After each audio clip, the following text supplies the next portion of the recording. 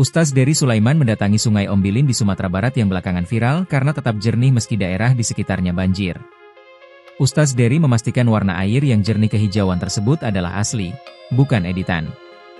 Momen tersebut diunggah di akun Instagram Dery Sulaiman pada Sabtu, 6 Desember 2025. Ia merasa takjub dengan kebesaran Tuhan karena Sungai Ombilin tetap bening setelah banjir. Di media sosial, banyak yang mengatakan bahwa sungai tersebut mirip seperti di Swiss.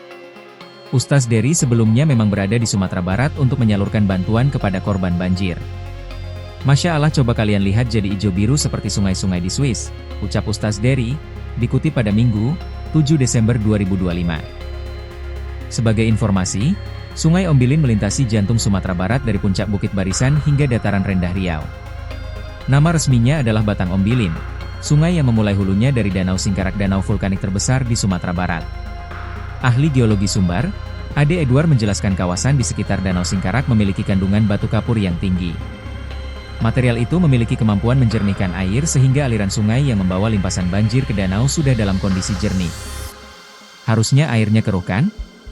Tapi air Danau Singkarak tetap jernih karena banyak mengandung batu kapur, kata Ade, dikutip dari Kompas.com pada Minggu, 7 Desember 2025. Menurut Ade, kondisi itu sudah menjadi keunggulan Danau Singkarak sejak lama.